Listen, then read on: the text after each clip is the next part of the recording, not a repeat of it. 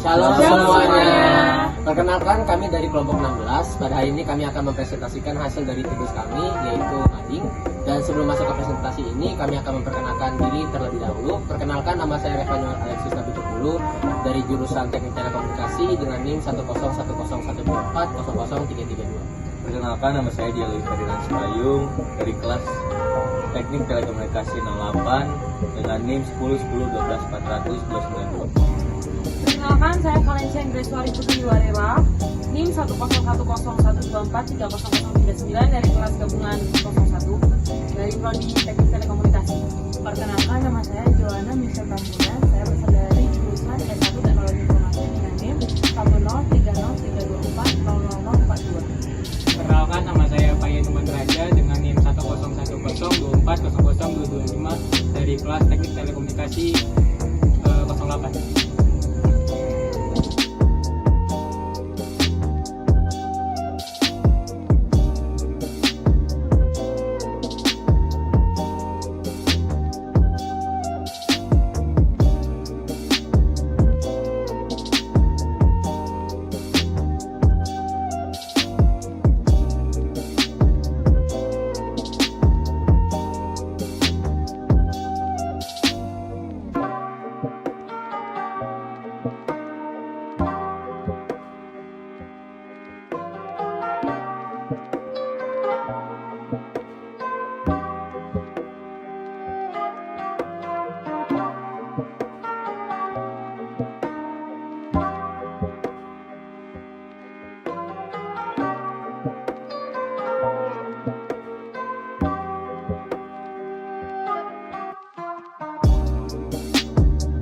Oke, kita akan mulai presentasi pada kali ini dimulai dari materi Tritunggal. Yang pertama itu ada konsep dasar Tritunggal. Tritunggal itu adalah ajaran bahwa Tuhan itu satu tetapi memiliki tiga pribadi, Bapa, Anak yaitu Yesus Kristus, dan Roh Kudus.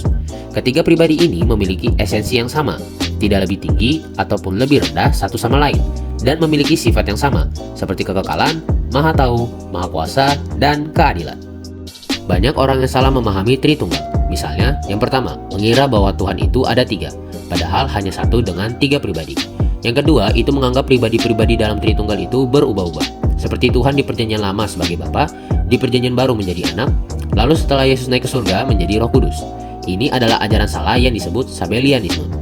Yang ketiga, itu mengira bahwa Yesus bukan Tuhan ataupun bukan manusia. Ini adalah ajaran sesat seperti Unitarianisme dan Arianisme. Nah, selanjutnya ada kesalahan umum dalam memahami Yesus, di mana kita diberikan beberapa ajaran sesat tentang Yesus. Misalnya yang pertama, itu ada ebionisme, yaitu menganggap Yesus hanya manusia, bukan Tuhan. Lalu yang kedua, itu ada doketisme, di mana menganggap Yesus itu hanya Tuhan, bukan manusia. Lalu yang ketiga, itu ada arianisme, yaitu menganggap Yesus bukan Tuhan, tetapi hanya ciptaan. Lalu yang keempat, itu ada nestorianisme, yaitu memisahkan sifat keilahian dan kemanusiaan Yesus.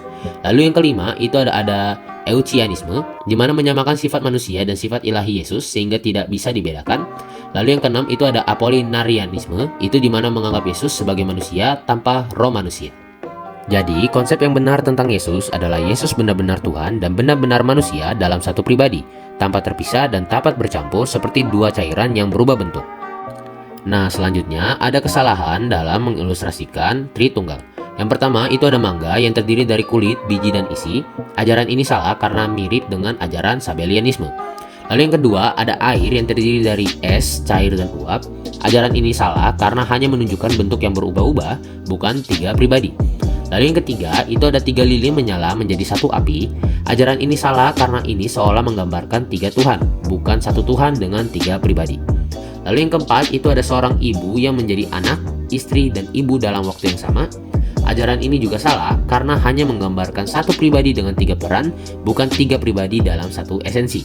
Lalu yang terakhir itu ada manusia yang terdiri dari tubuh, jiwa, dan roh, yang dimana ajaran ini juga salah karena manusia adalah satu pribadi dengan tiga bagian, sedangkan Tuhan adalah satu esensi dengan tiga pribadi. Nah, kesimpulan dari materi tentang Tritunggal pertama ini, di mana Allah adalah satu dalam esensi, tetapi hadir dalam tiga pribadi, Bapa, Anak atau Yesus, dan Roh Kudus. Ketiganya memiliki peran berbeda namun tetap satu kesatuan yang tidak terpisahkan. Konsep ini menegaskan bahwa percaya kepada salah satu pribadi berarti percaya kepada Allah secara keseluruhan. Meskipun sulit dipahami dengan akal manusia, Tritunggal menunjukkan bagaimana Allah berinteraksi dengan dunia sebagai pencipta, penebus, dan pembimbing.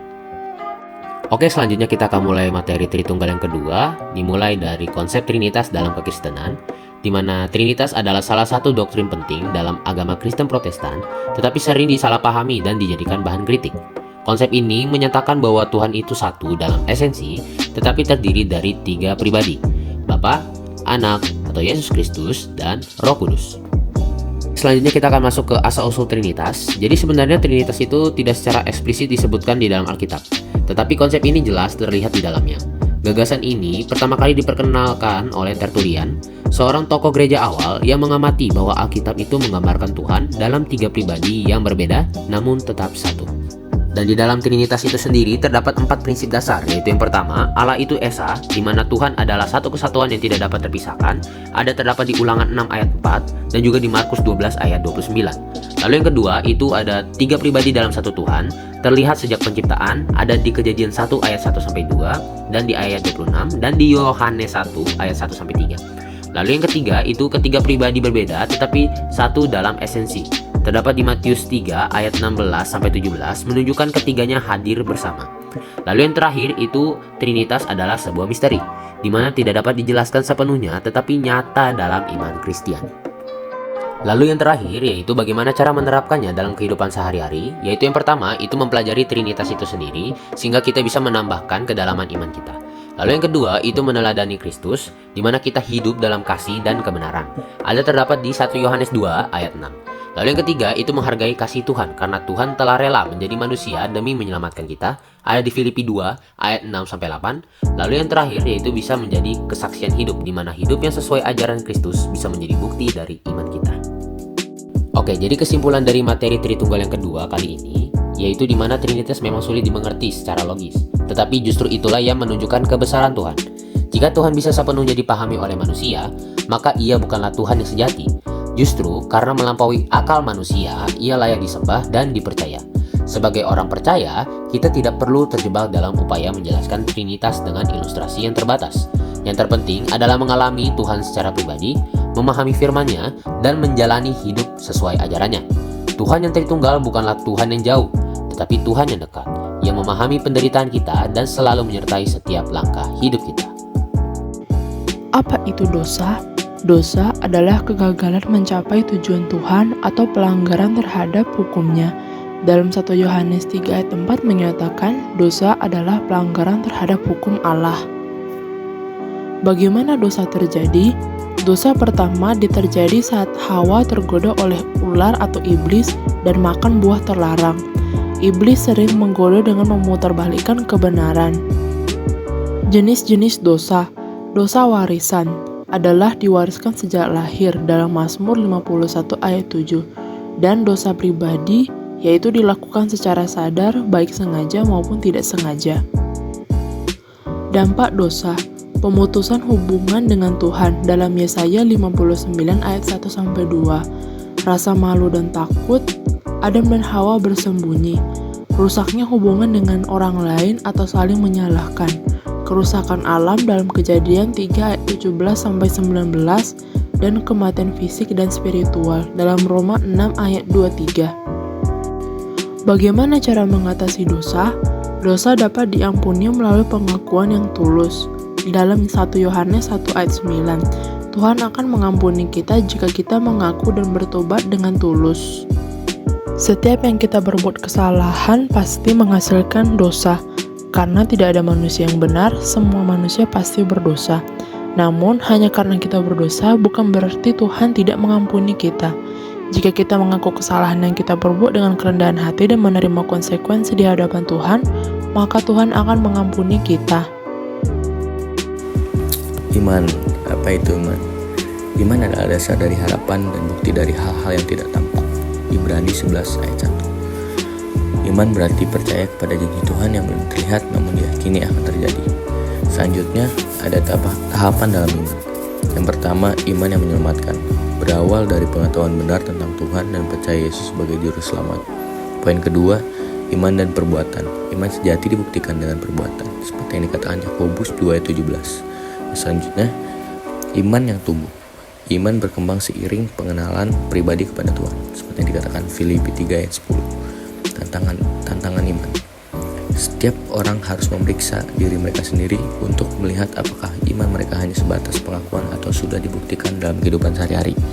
Yakobus 2 ayat 26 mengatakan, karena seperti tubuh tanpa roh adalah mati, demikian juga iman tanpa perbuatan adalah mati. Apakah iman kita hanya terlihat di gereja atau di hadapan orang lain, ataukah kita benar-benar hidup sesuai dengan iman kita dalam kehidupan sehari-hari? Poin terakhir, ada iman dalam kehidupan sehari-hari. Iman harus tercermin dalam tindakan nyata. 1 Yohanes 2 ayat 6 mengajarkan bahwa siapa yang mengaku ada dalam Kristus harus hidup seperti Kristus. Iman kita bukan hanya tentang pengakuan, tetapi bagaimana kita menghidupi apa yang kita percayai. Hidup kita harus mencerminkan nilai-nilai Kristus dengan mengutamakan kebaikan, kasih, dan keadilan dalam setiap tindakan kita. Kesimpulan dari iman adalah iman sejati mengubah hidup. Semakin mengenal Tuhan, semakin kita hidup sesuai ajarannya. Iman bukan hanya kata-kata, tapi tercermin dalam tindakan dan kasih kita.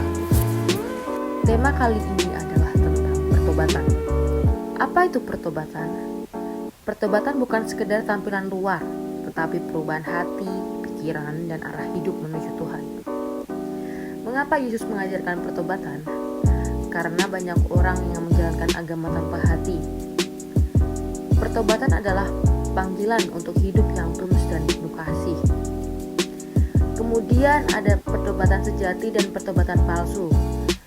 Pertama, pertobatan sejati, yaitu diawali dengan menyesal, tulus, kemudian mengakui dosa, kemudian mau berubah dan bertanggung jawab.